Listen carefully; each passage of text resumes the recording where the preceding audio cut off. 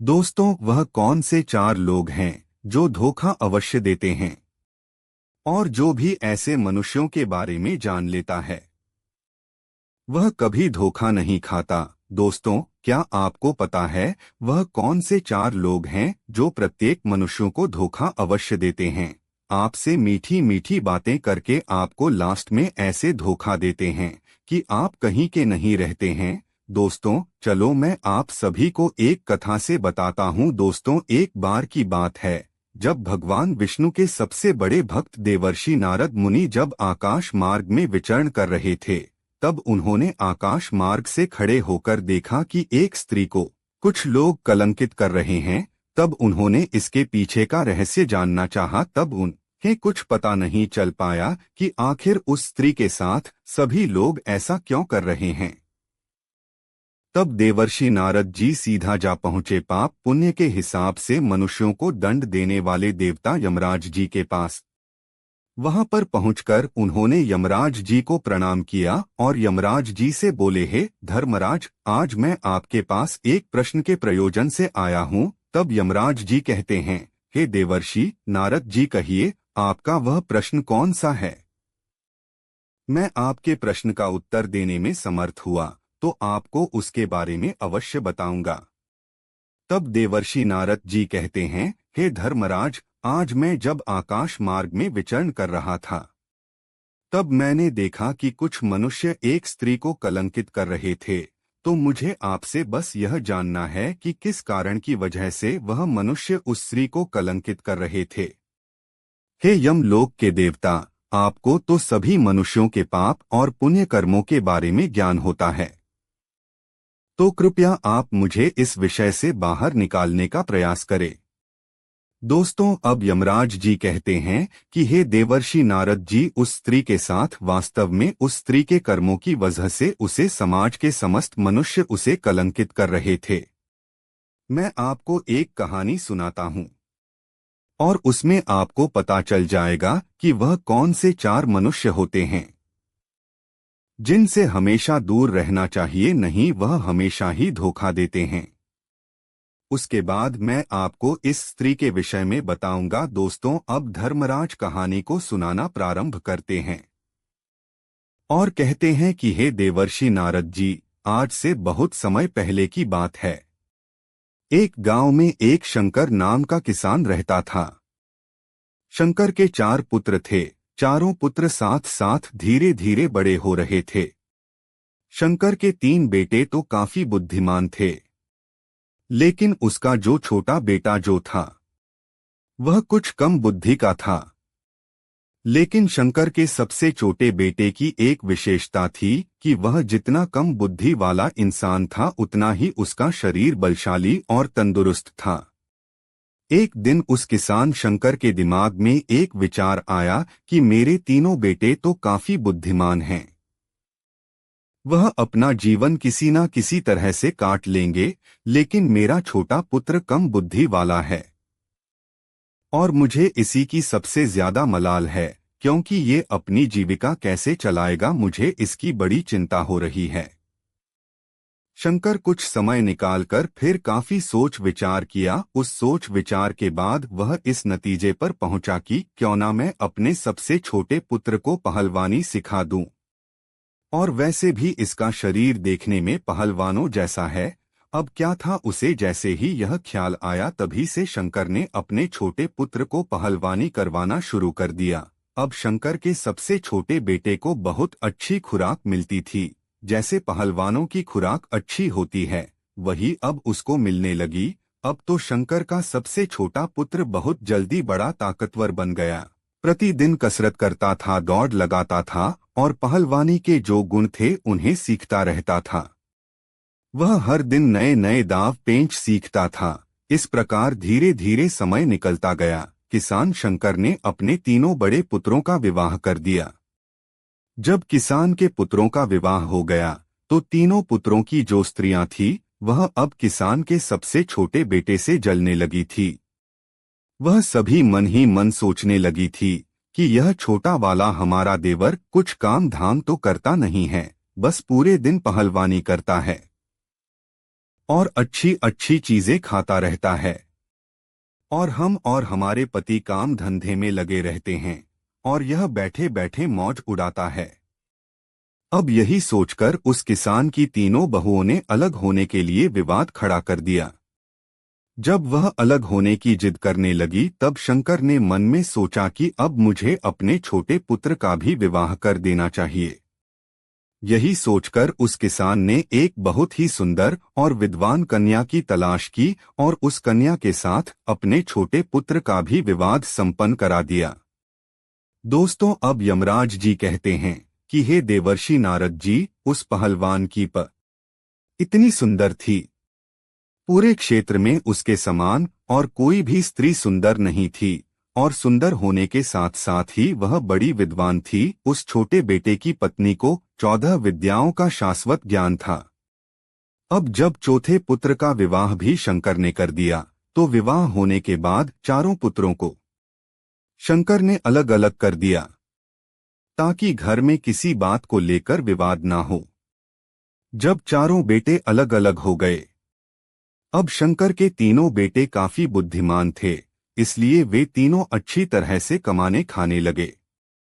उन्हें हर काम पता था। वह तीनों खेती में भी खूब मेहनत करते थे, इसलिए उनका समय बहुत अच्छे से बीतने लगा। और छोटे की पत्नी उससे दिन रात लड़ने लगी। पत्नी एक दिन अपने पति से कहने लगी कि तुम कोई काम नहीं करते हो, दिन भर खाली पड़े रहते हो, खाने को अच्छा अच्छा चाहिए, इस तरह से तो हमारा गुजारा कैसे चल पाएगा। पत्नी कहती है, तुम राजा के पास जाकर कहो कि मुझे नौकरी दो। तब वह पहलवान कहने लगा कि यह तुम क्या कह रही हो, मैं तो कोई भी काम नहीं जानता हूँ, किंतु मैं केवल कुश्ती लड़ सकता हूँ और भोजन कर सकता हूँ, और कोई काम तो मुझे आता ही नहीं है। तो राजा के यहाँ मुझे नौकरी कैसे मिल जाएगी? और एक समय के लिए चलो मैंने मान लिया कि मुझे नौकरी मिल भी जाएगी, तो मैं वहां क्या काम करूंगा? दोस्तों, अब यमराज जी कहते हैं कि हे देवर्षि नारद जी, तब वह पत्नी कहने लगी कि तुम इस बात की चिंता मत करो कि मैं कुछ जानता नहीं हूँ, मैं जो कहती हूँ वह तुम करो। मेरे कहे अनुसार तुम महाराज के पास जाओ, और वहां पर जाकर तुम महाराज से कहो कि महाराज, मैं आपके यहाँ नौकरी करना चाहता हूँ। और जब राजा जी तुम्हें नौकरी देने को तैयार हो जाए, तो तुम उसके यहाँ लखटिया के पद पर नौकरी करने लगना। पत्नी की बात सुनकर पहलवान कहने लगा कि यह लखटिया क्या होता है। तब उसकी बुद्धिमान स्त्री उसे समझाने लगी कि देखो, राजा के यहाँ 1 लाख टका रोज पाने वाला एक नौकर होता है, जो हर रोज 1 लाख टका रोज वेतन पाता है। उसका काम ये होता है कि जो काम राजा से ना हो सके, उसकी सेना से ना हो सके, उसके किसी मंत्री से ना हो सके, तो उस काम को लखटिया को करना पड़ता है। तो वह पहलवान बोला कि मैं तो कुछ जानता भी नहीं हूँ, फिर मैं उस काम को कैसे करूँगा? तब वह पत्नी बोली, देखो, मैं आपके साथ हूँ ना, आप तो बस चले जाओ वहाँ और महाराज से कहना कि मुझे लखटिया की नौकरी चाहिए। अब यमराज जी देवर्षि नारद जी से कहते हैं कि हे देवर्षि नारद जी, अब वह पहलवान अपनी पत्नी की बात सुनकर उदास मन से राजा के दरबार को चल देता है। जब वह राजा के दरबार में पहुंचता है, तो महाराज ने देखा कि एक बड़ा बलवान पहलवानों जैसा शरीर वाला एक आदमी उसके दरबार में आया है। तब वह राजा समझ गए कि शायद यह व्यक्ति नौकरी की तलाश में आया है। तब महाराज ने उससे पूछा कि आप किस लिए आए हैं? तब वह कहने लगा कि महाराज, मुझे नौकरी चाहिए। तब राजा ने पूछा, अच्छा ठीक है, आप हमें बताओ कि आप क्या कर सकते हो? तब वह पहलवान कहता है, हे महाराज, जो काम आपसे नहीं होगा, जो काम आपकी सेना से नहीं होगा, जो काम आपके किसी मंत्री से नहीं होगा, वह काम मैं करूंगा, परंतु इसके बदले में मैं आपसे 1 लाख टका रोज का वेतन लूंगा। तब वह राजा कहने लगा, तो अच्छा, मतलब तुम लखटिया की नौकरी करोगे? वह पहलवान कहने लगा, जी हाँ महाराज जी। अब उस राजा ने अपने मंत्रियों से कुछ देर विचार विमर्श किया और अपने मंत्रियों से कहा कि देखो तो जरा, क्या हमसे पहले कभी किसी राजा ने किसी को भी लखटिया की नौकरी पर रखा है या नहीं? अब तो राजा के मंत्री ने जब पहले दस्तावेजों में देखा तो उन्हें पता चला कि उस राजा के पिता ने ही एक लखटिया को रखा हुआ था। तब वह मंत्री कहने लगा, महाराज, आपके पिता ने भी एक पुरुष को लखटिया की नौकरी पर रखा हुआ था।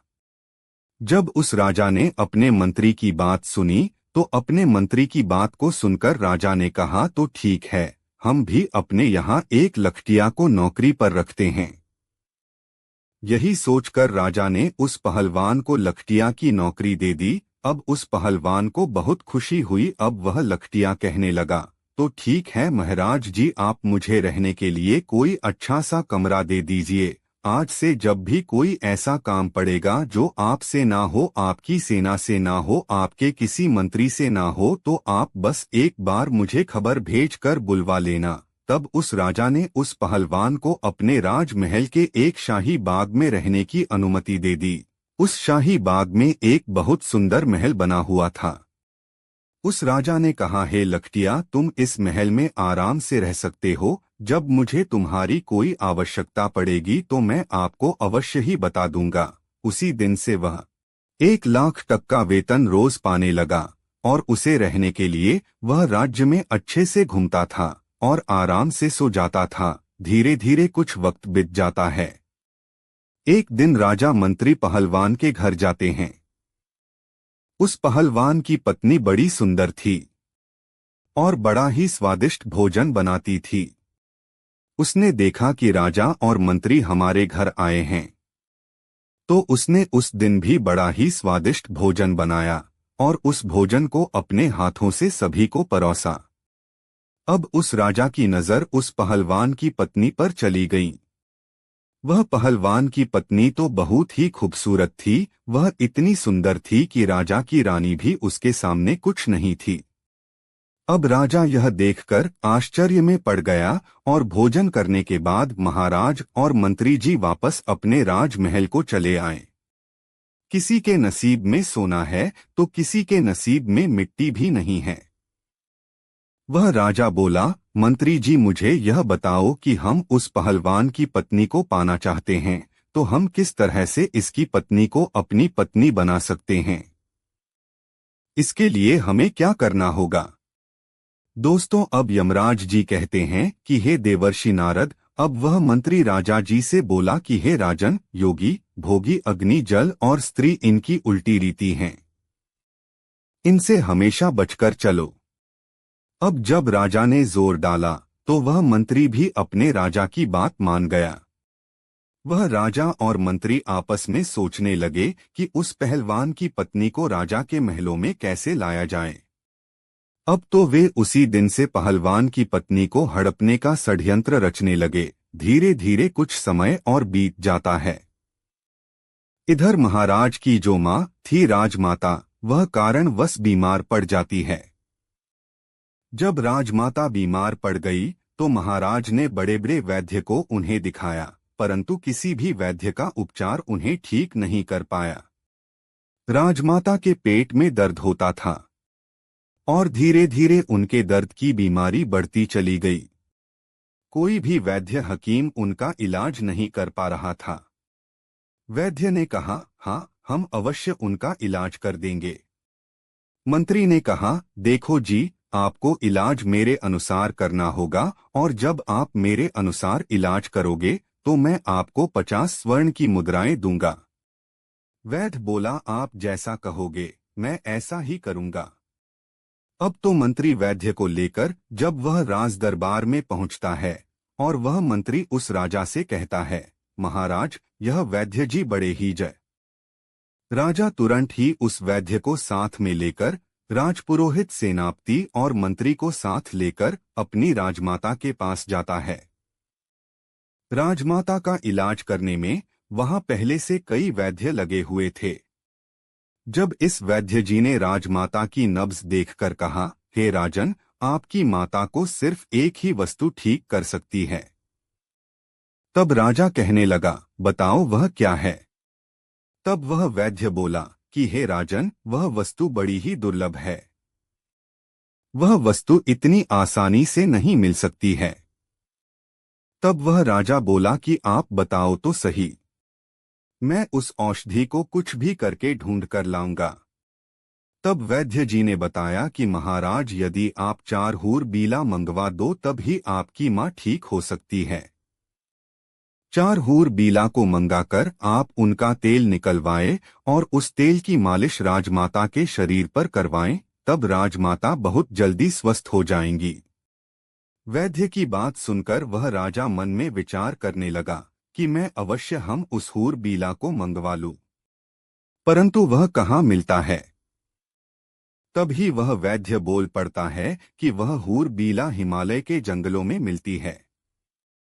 वही अब वह वैद्य राजमाता का इलाज करने में लग जाता है और महाराज दरबार में आते हैं। दरबार में आकर महाराज ने अपने समस्त सभासदों को बुलाया और मंत्रियों को भी बुलाया, सेनापतियों को बुलाया और उनसे कहा कि क्या हमारी प्रजा में कोई भी ऐसा योद्धा है जो हूर बीला को ला सके। ये बात सुनकर के कुछ समझदार व्यक्ति कहने लगे, महाराज, ये हूर बीला क्या होता है? हमने आज तक तो यह नाम नहीं सुना है। तब राजा कहने लगे, ये कोई एक प्रजाति का जानवर है जो हिमालय के जंगलों में रहता है। उस राजा की बात सुनकर के संपूर्ण दरबारी चुप हो गए, क्योंकि जिस हूर बीला की बात राजा कर रहे थे, उस हूर बीला नाम के उस जानवर को आज तक किसी ने भी नहीं देखा था। अब तो राजा उन्हें चुपचाप देखकर मंत्री से कहने लगे कि मंत्री, ऐसे तो काम नहीं चलेगा। राजमाता को बचाने के लिए हमें हूर बीला नाम के उस जानवर को लाना ही होगा। तब वह मंत्री कहने लगा, महाराज, यह तो बड़ा ही अच्छा मौका है। जो पहलवान हमारे यहाँ पिछले 6 महीने से केवल बैठे बैठे तनख्वाह ले रहा है, वो किस दिन काम आएगा?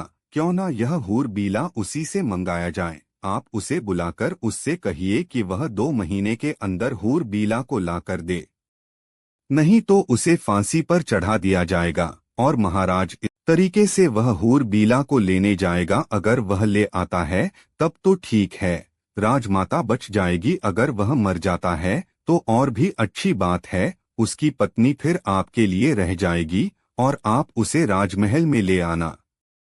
दोस्तों, अब यमराज जी कहते हैं कि हे देवर्षि नारद, राजा की नियत तो पहले से ही पहलवान की पत्नी पर थी। तब राजा कहने लगा, वाह मंत्री वाह, आपने क्या अच्छा सुझाव दिया है। वह पहलवान हूर बीला ला सका तो ठीक, और नहीं ला सका तो हम उसको फांसी पर चढ़ा देंगे, क्योंकि वो 6 महीने से लाख टका रोज ले रहा है। अब तो राजा ने बिना देर किए 4 सिपाही भेजे और पहलवान को अपने दरबार में बुला लिया। अब वह पहलवान महाराज के दरबार में आ जाता है। महाराज ने कहा कि हे पहलवान, तुम काफी समय से बैठे बैठे वेतन ले रहे हो, अभी तक तुमने हमारा कोई काम नहीं किया है। अब हमें एक आवश्यक काम आ गया है। तब वह पहलवान बोला, महाराज आप आज्ञा दीजिए, मैं अवश्य इस काम को करूंगा। तब वह राजा कहता है कि मुझे 4 हूर बीला की जरूरत है, मुझे उसका तेल निकलवाना है और तेल निकलवाकर राजमाता के शरीर पर मालिश करनी है, जिससे उनकी बीमारी दूर हो सके।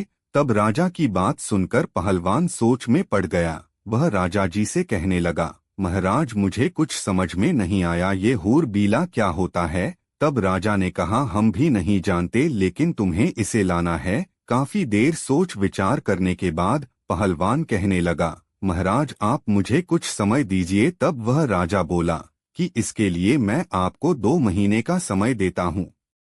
यदि आप 2 महीने में हूर बीला को नहीं ला पाए तो आपको फांसी पर चढ़ा दिया जाएगा। अब वह पहलवान महाराज की बात सुनकर घबरा जाता है और अपने बगीचे में आता है। मंद बुद्धि का तो वह था ही, वह मन में विचार करने लगा कि चलो देख लूंगा, अगर कहीं मिलेगा तो हमारे पास 2 महीने का समय है। इस प्रकार 4 दिन का समय तो वह वहीं पर ऐसे ही निकाल देता है। अब इधर राजा और मंत्री और सेनापति मन में विचार करने लगे कि लगता है वह अभी तक हूर बीला को लेने नहीं गया है। 4 दिन से आराम से बाग में सो रहा है, उससे कहिए कि जल्दी हूर बीला को लेकर आए, वरना हम उसे फांसी पर चढ़ा देंगे। अब मंत्री जी, वहां कोई नहीं जाएगा, मैं ही जाऊंगा। ये बात सुनकर के उस राजा का मंत्री कहने लगा, ठीक है, जाए महाराज, आप खुद देख आए कि वह बीला लाने क्यों नहीं गया है। ऐसा विचार करके राजा उस पहलवान के घर पर जाते हैं। उस चारपाई को उसने कच्चे सूत से बनवाया था। उसके ऊपर उसने एक बहुत सुंदर मखमली बिस्तर लगा दिया था। इधर जब राजा ने दरवाजा खटखटाया और आवाज लगाई तो पहलवान की पत्नी ने आकर दरवाजा खोला और द्वार पर राजा को देखकर पहलवान की बीबी कहने लगी कि महाराज, आप यहाँ मुझ गरीब के घर पर। फिर उस पहलवान की पत्नी ने राजा का स्वागत किया और वह उस राजा से कहने लगी कि महाराज, आप यहीं बाहर बिराजिए, मैं आपके लिए भोजन लेकर के आती हूँ। मेरे पति इस समय घर पर नहीं है। तब वह राजा कहने लगा कि अरे नहीं नहीं, मैं बाहर क्या करूँगा, मैं तो आपके साथ अंदर चलता हूँ। दोस्तों, अब यमराज जी कहते हैं कि हे देवर्षि, अब तो राजा पहलवान के बारे में उसकी पत्नी के कान भरने लगा। वह राजा उस पहलवान की पत्नी से कहने लगा, हे सुंदरी, लगता है पहलवान आपको अच्छे से नहीं रखता है। अरे वह आपको क्या अच्छे से रखेगा, वह तो खुद दूसरों के यहाँ पर नौकरी करता है। अगर तुम हमारे महलों की रानी होती तो तुम्हारी जिंदगी कितनी खूबसूरत होती। राजा के मुख से जब इस तरह की मीठी मीठी बातें उस पहलवान की पत्नी ने सुनी तो वह समझ गई कि लगता है राजा की नीयत खराब है। इसलिए अब वह पहलवान की पत्नी उस राजा समेत मंत्रियों को सबक सिखाना चाहती थी। पहलवान की पत्नी ने राजा से कहा कि आए महाराज, अंदर आए, आप ठीक कह रहे हैं, पहलवान किसी भी तरह से मेरे योग्य नहीं है। अब मैं ही उसको छोड़ दूंगी और आज से मैं तुम्हारे साथ रहूंगी। अब उसने और भी दिमाग से काम लिया। जब राजा ने उसकी बातें सुनी तो वह राजा उसकी बातों में आ गया और उसके साथ अंदर चला गया। उसके बाद में पहलवान की पत्नी ने क्या किया, जो उसने कच्चे सूत का पलंग बनाकर कुएं के ऊपर बिछा रखा था, उसके ऊपर मखमल की एक चादर बिछा दी थी। अब उस पहलवान की पत्नी ने राजा से कहा कि आप इस चारपाई पर बैठिए, मैं आपकी सेवा करती हूँ। जैसे ही राजा उस चारपाई पर बैठता है तो कच्चे धागे से बना हुआ वह पलंग टूटकर उसी कुएं में गिर जाता है। राजा उस कुएं में जब गिर जाता है तब वह राजा सोचने लगता है कि यह क्या हुआ, अब तो मैं फंस गया। इधर महाराज नीचे गिर जाते हैं और उधर पहलवान बड़े आराम से समय पास कर रहा था। जब सुबह हुई तो पहलवान की पत्नी ने अपने जेठ के पुत्रों को बुलाया। पहलवान की पत्नी के आदेश पर राजा को 50 कोड़े लगाए गए और कहा कि इसको वापस इसी कुआं में डाल दो। उसके जेठ के पुत्रों ने वापस उसको कुएं में डाल दिया। पहलवान की पत्नी ने कहा कि एक मटके में पानी और 2 रोटी इस कुएं में नीचे रख दो। रस्सी की सहायता से रोटी और पानी उन सभी पुत्रों ने भी कुएं में पहुंचा दिया। अब तो रोजाना राजा के साथ वैसा ही व्यवहार किया जाता था। उधर राजा भी मन में विचार करने लगा कि अब तो मैं बहुत बुरा फंस गया हूँ। अब तो उसके भतीजे रोज उसको कुएं से निकालते और 50 कोड़े मारकर फिर से कुएं में डाल देते थे। राजा को अब ऐसे ही पिटते हुए 3 से 4 दिन हो गए। राजा जब अपने दरबार में नहीं पहुंचा तब सभी मंत्री विचार करने लगे कि महाराज को क्या हुआ। महाराज काफी दिन से पहलवान की पत्नी के पास गए थे, ना जाने वहां जाकर वह क्या कर रहे हैं। मुझे भी चलकर उन्हें देखना चाहिए, ऐसा विचार करके मंत्री भी चल देता है। और जब काफी अंधेरा हो जाता है तो मंत्री उस पहलवान की पत्नी के महल के द्वार पर पहुंच जाता है। अब उस मंत्री ने आवाज लगाई तो पहलवान की पत्नी बाहर आती है। बाहर आकर देखा तो राजा के मंत्री उसके घर के सामने खड़े थे। तब वह मंत्री जी उस पहलवान की पत्नी से कहने लगा कि देखो, मैं राजा का मंत्री हूँ और आपसे मिलने आया हूँ। तब वह पहलवान की पत्नी बोली, आप यहाँ क्यों आए हैं। पहलवान की पत्नी के ऊपर मंत्री की भी नीयत खराब थी। तब वह मंत्री भी कहने लगा कि मैं इसलिए यहाँ आया हूँ, देखो पहलवान तो अब मर ही जाएगा, वह जीवित नहीं रहेगा। तब पहलवान की पत्नी उसके दिमाग को भी समझ गई।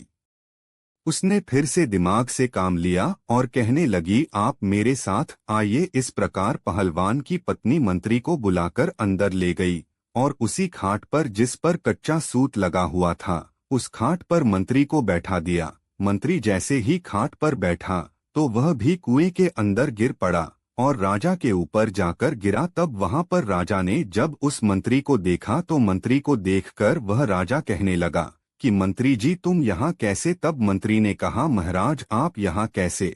तब राजा ने जवाब दिया मैं पहलवान की पत्नी की खातिर खुशामद में हूँ, अब तुम भी आ गए हो तो और भी अच्छा हुआ। इधर जब सुबह हुई तो पहलवान की पत्नी ने अपने जेठ के जो पुत्रों को बुलवाया। उनका रोज का नियम बन गया था, वह उस जगह पर आए और राजा और मंत्री की खातिरदारी करके उन्होंने उस कुएं में एक रस्सी डाल दी थी और उन्होंने बोला नंबर 1। तो राजा कहने लगा मेरा नंबर आया है, पहले मैं ऊपर जाऊंगा। इस प्रकार वह राजा को रस्सी पकड़वाकर ऊपर चढ़ा लेते हैं और उसे खंबे से बांध देते हैं। फिर दूसरा रस्सा डाला, उसको बोला नंबर 2। तो मंत्री भी ऊपर आ गया, उसको भी खंबे से बांध दिया गया। फिर उन दोनों के ऊपर 50-50 कोड़े लगाए, फिर से उसी कुएं में डाल दिया गया। अब पहलवान की पत्नी ने कहा कि इनको एक मटका पानी और 4 रोटी नीचे पहुंचा दो। रस्सी की सहायता से अब उनको रोटी और पानी कुएं में नीचे पहुंचा दिया गया। अब तो राजा और मंत्री के ऊपर प्रतिदिन 50-50 कोड़े बरसाने लगे। उनको रोजाना कोड़ों की मार पड़ने लगी। राजा और मंत्री दोनों के शरीर से चमड़ी उतर गई थी। इसी तरह से 10 दिन निकल जाते हैं। इधर राजा के सेनापति ने विचार किया कि राजा को ढूंढने के लिए मंत्री गया था, वह भी लौटकर अभी तक नहीं आया। मुझे भी चल कर देखना चाहिए कि उनके साथ आखिर क्या हुआ है। कहीं वह पहलवान की पत्नी के पास ही तो नहीं रुक गया। यह विचार करके सेनापति भी चल देता है। सेनापति जब शाम होने पर वह सेनापति पहलवान के घर जाता है तो इधर पहलवान की पत्नी ने आकर दरवाजा खोला। बाहर देखा तो सेनापति खड़ा था। तब पहलवान की पत्नी पूछने लगी कि आप कौन हैं? तब सेनापति कहने लगा कि हम महाराज के सेनापति हैं और मैं तुम्हारे साथ आज की रात्र बिताना चाहता हूँ। पहलवान की पत्नी बहुत सुंदर थी, जो एक बार उसे देख लेता था तो उस पर मोहित हो जाता था। सेनापति भी पहलवान की पत्नी पर मोहित हो गया। सेनापति की मंशा को वह पहलवान की पत्नी अच्छी तरह से समझ चुकी थी कि यह भी षड्यंत्रकारी है और मेरे पास आया है। तब पहलवान की पत्नी कहने लगी हाँ हाँ आए ना, आपका भी मेरे घर में स्वागत है। सेनापति भी उसकी बातों में फंस गया। सेनापति ने सोचा आज तो ये हाथ में आ गई, लेकिन दोस्तों उनका भी वही हाल होता है और वह भी नीचे कुएं में गिर गया। उसमें राजा और मंत्री तो पहले से ही पड़े हुए थे। जब राजा और मंत्री ने सेनापति को देखा तो वह सेनापति से कहने लगे सेनापति तुम यहाँ? तब वह सेनापति बोला जी महाराज, अरे आप भी इसी में हैं, मैं आपको ही तो ढूंढने आया था। तब राजा बोला अच्छा है, तुमने ढूंढ लिया हमें, अब सुबह देखना क्या होता है। सेनापति बोला क्या होगा? मंत्री बोले सुबह देखना, अभी चुपचाप सो जाओ। जब सुबह हुई तो पहलवान की पत्नी ने अपने जेठ के पुत्रों को बुलाया। वह सब लोग आए और उन्होंने आकर रस्सी अंदर डाल दिया। उसे पकड़कर राजा ऊपर आ गया। राजा को रोज की तरह खंभे से बांध दिया गया। फिर दूसरी रस्सी डाली, मंत्री भी उसे पकड़कर ऊपर आ गया। इसी तरह से तीसरा रस्सा भी डालकर सेनापति को भी ऊपर निकाल दिया। इस प्रकार से पहलवान की पत्नी ने आदेश किया कि कैदी नंबर 1 को 222 कोड़े लगाए जाएं, कैदी नंबर 2 को 200 कोड़े मारे जाएं और कैदी नंबर 3 को 400 कोड़े मारे जाएं। पहलवान की पत्नी की बात सुनकर उन सभी पुत्रों ने कोड़े मारने शुरू कर दिए। कोड़ों की मार पड़ने से उनकी चमड़ी निकल आई। कोड़े मारने के बाद रस्सियों के सहारे उन्हें उसी कुएं में फिर लटका दिया गया। उसके बाद उन्हें पीने के लिए मटके का पानी और 6 रोटी उसमें डाल दी गई। धीरे धीरे समय निकलता गया। पहलवान अपनी पत्नी के कहने पर वह पहलवान अपने ससुराल चला जाता है। मंद बुद्धि का तो वह था ही। वह मन में विचार करने लगा, इसका मतलब मेरी मुसीबत मेरी पत्नी दूर कर देगी। अच्छा हुआ नहीं तो राजा मुझे फांसी पर चढ़ा देगा। दोस्तों, पहलवान की पत्नी अपने जेठ के पुत्रों को कहती हैं, तुम सभी कुछ पंख की व्यवस्था करो।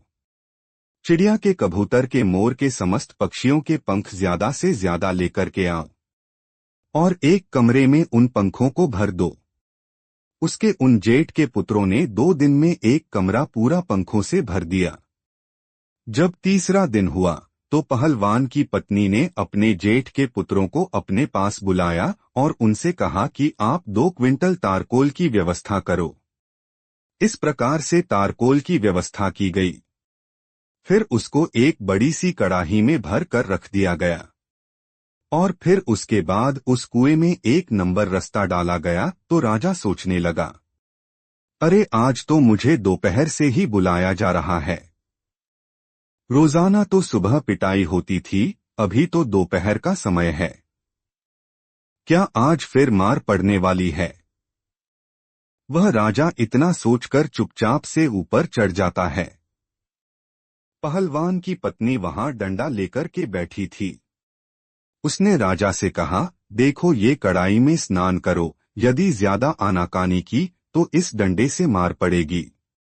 तब वह राजा चुपचाप डर के मारे उस तारकोल से भरी कड़ाई में घुस जाता है। और जब वह पहलवान की पत्नी बोली, अब जाइए और कमरे में जाकर आराम से लेट जाइए, पहलवान की पत्नी ने राजा को उस कमरे में भेज दिया जिसमें हजारों पक्षियों के पंख पड़े हुए थे। राजा जैसे ही उस कमरे में लेटा तो पक्षियों के सारे पंख उनके शरीर से चिपक गए। अब इसके बाद उस राजा को एक लोहे के खूंटे से बांध दिया गया। इस तरह से नंबर 2 रास्ता डाला गया। मंत्री को बुलाया गया। मंत्री सोचने लगा, अब मुझे बुलाया जा रहा है। राजा साहब अभी तक नीचे नहीं आए हैं। हो सकता है उन्हें छोड़ दिया गया हो। लगता है आज हम सबको रिहाई मिल जाएगी। अब वह मंत्री बड़ी जल्दी जल्दी ऊपर चढ़कर आ जाता है। ऊपर चढ़कर जब वह आया तो उसने देखा कि पहलवान की पत्नी एक मोटा सा डंडा लेकर बैठी हुई है। अब उसने मंत्री से कहा कि चलो इस कड़ाई में स्नान करो। मंत्री गिड़गिड़ाने लगा, परंतु पहलवान की पत्नी ने उसे बलपूर्वक उस कड़ाई में गिरा दिया। जैसे ही कड़ाई में मंत्री जी गिरे तो वह भी तारकोल में पूरे नहा लिए। अब उनका संपूर्ण शरीर काला हो गया था। उनके मंत्री उस कमरे में जाकर लेटा तो उसके भी पूरे शरीर पर वही पक्षियों के पंख चिपक जाते हैं। मुंह पर, कान पर कहीं भी कुछ दिखाई नहीं देता है। इसके बाद उन्हें भी एक दूसरे खूंटे से बांध दिया। इसी तरह से सेनापति को निकाल दिया जाता है और तारकोल में स्नान कराया जाता है। उसके बाद कमरे में भेज कर लिटाया जाता है। फिर तीनों के शरीर पर पक्षियों के पंख चिपक जाते हैं। फिर तीनों को अलग अलग लोहे के खूंटे से बांध दिया जाता है। इस घटना को जब 4 दिन बीत जाते हैं तब उधर वह पहलवान अपने ससुराल से लौट कर आता है और आकर अपनी पत्नी से कहता है कि अब बताओ कि वह हूर बीला कहाँ है। मुझे महाराज से डर लग रहा है। 2 महीने का समय पूरा होने वाला है, नहीं तो राजा मुझे पूरे परिवार सहित फांसी दे देगा। तब उसकी पत्नी बोली कि आप इतना क्यों डरते हो, ले आई हूँ। वह पहलवान देखता है, देखने में इंसान जैसे लग रहे थे। शरीर काला था। जगह जगह पर पूरे शरीर में रंग बिरंगे भांति भांति के पंख लगे हुए थे। ये देखकर वह पहलवान अब तो बड़ा प्रसन्न हो जाता है। पहलवान की पत्नी बोली कि आप इन्हें ले जाइए और एक डंडा लेकर जाना। यदि इनमें से कोई भी रास्ते में उत्पात करता है तो उसकी पिटाई आप उसी डंडे से कर देना। ये बड़े सीधे चुपचाप चले जाएंगे। पहलवान प्रसन्न मुद्रा में तीनों को पकड़कर उन्हें लेकर चल देता है और अपने हाथ में एक बड़ा सा डंडा लेकर उनके पीछे पीछे चलता है। इधर मंत्री और राजा विचार करने लगे कि यदि हम कहीं और भागने की कोशिश करेंगे तो यह तो बड़ा ही पहलवान है, यह तो हमें उठा उठाकर पटक देगा, यही नहीं यह तो हमें मार भी सकता है, इसलिए चुपचाप इसके साथ चलने में ही भलाई है। जब वह पैदल उन्हें लेकर जा रहा था तो अपने बगीचे से जब वह गुजरा तो शाम हो चुकी थी, एक तो शाम का वक्त था।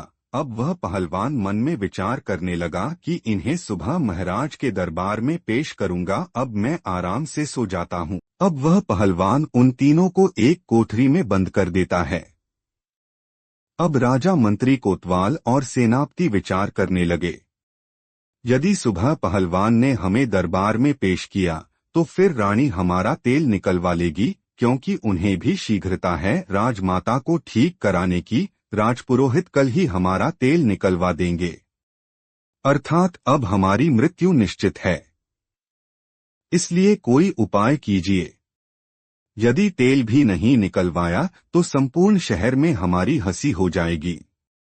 तो राजा कहने लगे कि इस कमरे से गुप्त सुरंग हमारी रानी के महल तक जाती है। आप ऐसा कीजिए, इस पत्थर को उठाइए और मुझे उस सुरंग में उतार दीजिए। उन तीनों ने जोर लगाकर पत्थर को उठाया और राजा को सुरंग से नीचे उतार दिया। राजा सुरंग के माध्यम से अपने महल के अंदर पहुंच जाते हैं। राजा ने महल में जाकर के आवाज लगाई और महल में से जब रानी ने निकलकर आई तब उन्होंने देखा। तब वह राजा को देखकर एकदम से घबरा गई। मित्रों, अब यमराज जी कहते हैं कि हे देवर्षि नारद जी, क्योंकि राजा का तो विचित्र रूप था, उनके शरीर पर पंख ही पंख लगे हुए थे, वह तो एक जानवर के समान जान पड़ रहे थे। ऐसा जानवर या आदमी उन्होंने आज तक नहीं देखा था। तभी रानी चीख पड़ी। रानी की आवाज सुनकर नौकर चाकर, दास दासिया और कुछ सैनिक वहां इकट्ठे हो जाते हैं। सबने मिलकर उस राजा की बहुत पिटाई की। वह सभी कहने लगे, मारो, ना जाने ये कौन सा जानवर आ गया है। अब वह राजा चिल्ला चिल्लेती है कि यह तो उसके पति है। तब रानी ने पूछा, यदि आप राजा हैं तो फिर यहाँ आपको क्या हुआ है, यहाँ आपने क्या हुलिया बना रखा है। तब वह राजा बोला, पहले शांत हो जाओ और चुपचाप मुझे कमरे में ले चलो और थोड़े से मिट्टी के तेल की व्यवस्था करो, मुझे जल्दी जल्दी उस मिट्टी के तेल में स्नान कराओ। और सुबह कपड़े पहनकर अपने दरबार में जाकर बैठ जाता है। इधर जब सवेरा होता है तो उधर वह पहलवान जागता है और उसने जाग करके वह कमरा खोला तो उसने देखा कि उसमें से एक गायब था। 2 ही हूर बीला बचे थे। अब तो वो डंडा लेकर उन दोनों को मारने लगा और उनसे पूछने लगा कि बताओ एक कहाँ है। तब वह दोनों कहने लगे, देखो भाई, हमें मारो मत, हम आपको सब कुछ बता देंगे। पहलवान कहने लगा, नहीं नहीं, हमें जल्दी बताओ, अगर राजा पूछेगा कि तीसरा कहाँ है, वह पहलवान को सब बता देते हैं। तब वह पहलवान उनको लेकर राजमहल में पहुंचता है तो उसे देखकर संपूर्ण दरबारी अचंभित हो जाते हैं। तब वह पहलवान कहने लगा, महाराज, ज्यादा बोलोगे तो मैं तुम्हारी सारी पोल खोल दूंगा और मैं सबको बता दूंगा। अब उस पहलवान की यह बात सुनकर राजा समझ जाता है, लगता है इसको सब पता है, अगर इसने मेरी पोल खोल दी तो मैं मुंह दिखाने के लायक नहीं रहूंगा। अब उस राजा ने चुपचाप उन दोनों को लिया और चुपके से उन्हें उनके और कहा कि जल्दी जल्दी स्नान आदि करके साफ स्वच्छ हो जाओ। वे दोनों अपने अपने घर गए और मिट्टी के तेल में स्नान करके साफ हो गए। उसके बाद राजसी वस्त्र पहनकर अपने रूप में वे सब आते हैं और आपस में विचार करने लगे, भाई, अगर हम पहलवान की पत्नी को पाने की इच्छा ना करते तो शायद हमारे साथ ऐसा नहीं हुआ होता। अब यह बात हम किसी को नहीं बता सकते। अगर पहलवान और पहलवान आनंद से राजा के यहाँ नौकरी करता रहा और खुशी के साथ अपना जीवन व्यतीत करता रहा। दोस्तों, यमराज जी कहते हैं, हे देवर्षि नारद, मेरा आपको इस कहानी को सुना के आपको एक उदाहरण देना था कि दूसरे की स्त्री और दूसरे के धन के पीछे इच्छा करते हैं, ऐसे मनुष्यों को कभी अपने घर नहीं बुलाकर लाना चाहिए। अब यमराज जी कहते हैं, हे देवर्षि नारद, अब मैं तुमको बताता हूँ वह 4 लोग कौन से हैं जिन्हें घर पर कभी नहीं बुलाना चाहिए। जो पुरुष कामी और लालची हो, जिन्होंने कभी धर्मशास्त्रों को ना पढ़ा हो और ना सुना हो, उसे कभी अपने घर पर नहीं बुलाना चाहिए। ऐसे मनुष्य आपकी स्त्री के मन को बहका देते हैं। दूसरा, जिन्होंने कभी किसी को अपना आदर्श नहीं माना, जो धर्म से अनभिज्ञ हो, तो ऐसे मनुष्य को भी अपने घर पर नहीं लाना चाहिए। तीसरा, जिनका मन चंचल है, ऐसे आदमी को भी अपने घर पर बुला के नहीं लाना चाहिए। चौथा, जिन्हें ईश्वर का भय नहीं होता, जो पशु वृत्ति के होते हैं, ऐसे लोग हमेशा दूसरे की स्त्री और दूसरे के धन को देखकर अपनी नियत खराब करते हैं। इसलिए दूसरे की स्त्री और दूसरे के धन के पीछे नहीं भागना चाहिए। इसी कारण से मनुष्य व्यर्थ की मुसीबत में पड़ जाता है। अब देवर्षि नारद जी कहते हैं, हे यमराज जी, मैं आपके द्वारा बताई गई बातों को समझ गया हूँ, परंतु मुझे अभी यह समझ नहीं आया है कि जिस स्त्री की निंदा कुछ पुरुष कर रहे थे, तो वह क्यों उस स्त्री की निंदा कर रहे थे। तब यमराज जी कहते हैं, हे देवर्षि नारद जी, प्रत्येक मनुष्य को उसके कर्मों का फल मिलता है। आपने जिस स्त्री को देखा था, वह वही पहलवान की स्त्री थी जिसने राजा और उसके साथियों पर अत्याचार किया था। वही उस रानी के साथ हो रहा था। यमराज जी, आप सच में न्याय की मूर्ति हो। अब आपके द्वारा सुनाई गई कथा को मैं भली भांति समझ गया हूँ। आपका मुझे इस कथा का श्रवण कराने के लिए धन्यवाद दोस्तों। इसीलिए कहते हैं कि पराय स्त्री पराया धन, इन चीजों को देखकर कभी भी लालच नहीं करना चाहिए, अन्यथा मनुष्य बहुत ही बड़ा फंसता है। अधिक मनुष्य की यही कामना होती है, वह दूसरों का धन, दूसरों की स्त्री को देखकर हमेशा जलते रहते हैं, और यही चल के भविष्य में उनके लिए एक घटना का रूप ले लेता है। दोस्तों, आपको इस कहती में क्या अच्छा लगा, कमेंट करके जरूर बताएं। जय श्री कृष्ण, जय द्वारकाधीश।